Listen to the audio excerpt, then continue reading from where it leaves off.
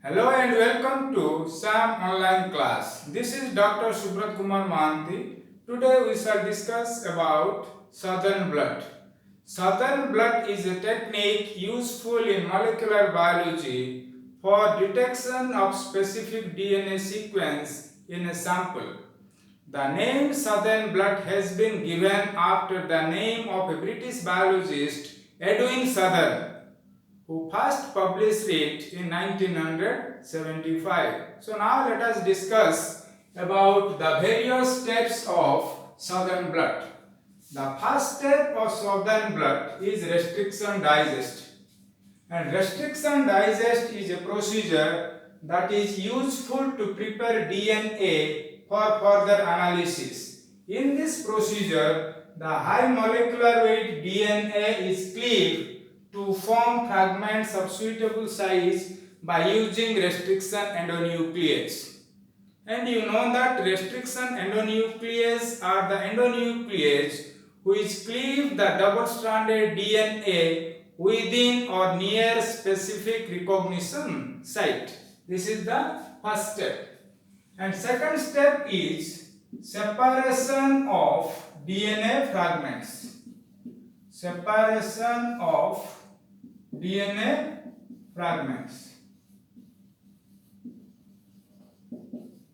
The DNA fragments that are obtained by the process of restriction digest, these DNA fragments are separated by the process of agarose gel electrophoresis.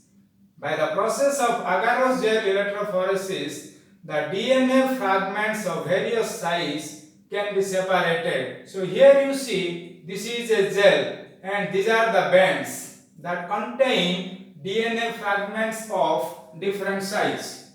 If some of the fragments are larger than 15 kb, then before blotting, the gel is treated with an acid, for example dilute HCl, which will cause depurination of the DNA. And the depurination of the DNA will cleave large DNA fragment into smaller one so that they can be efficiently transferred from gel to the membrane. So this is about second step. Next is third step. Third step is transfer of. Third step is transfer of DNA fragments. Transfer of DNA fragments from gel to the blotting membrane.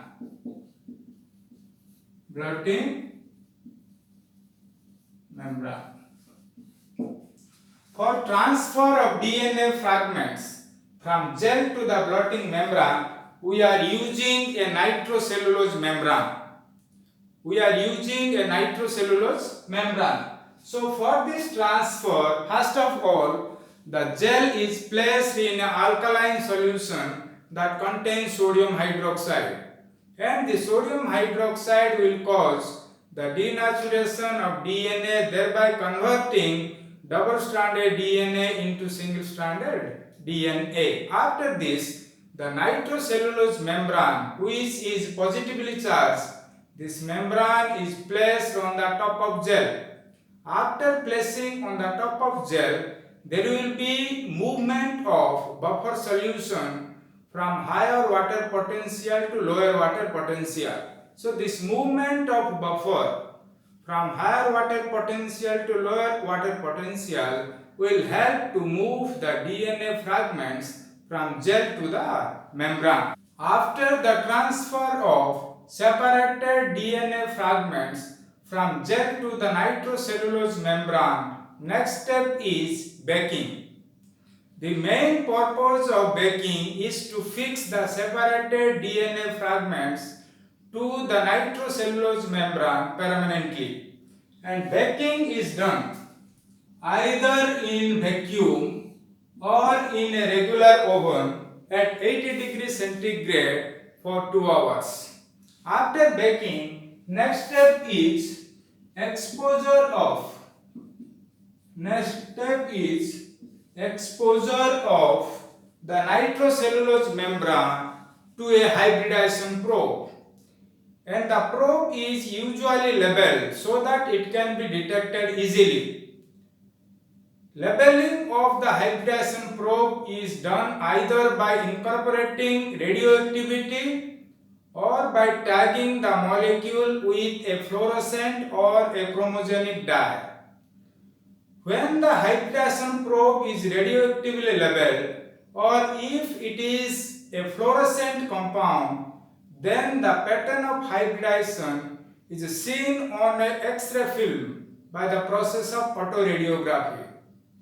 But if the probe is a chromogenic substance, then the pattern of hybridization is seen on the basis of development of color. Friends, this is about the various steps of southern blot. So now we will know what are the applications.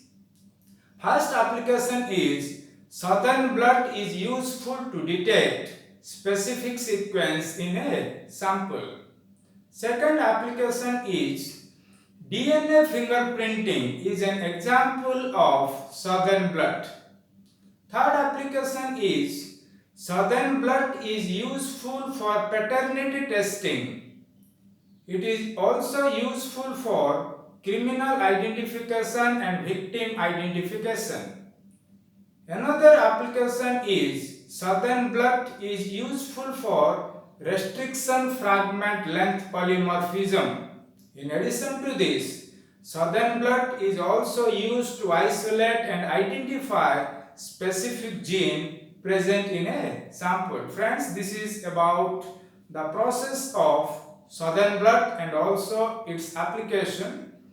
Please share, like and subscribe this video, and also please give your comments because your comments are very valuable to me. And on the basis of those comments only, I can improve my performance so that it will be more useful for all of you. See you, bye bye.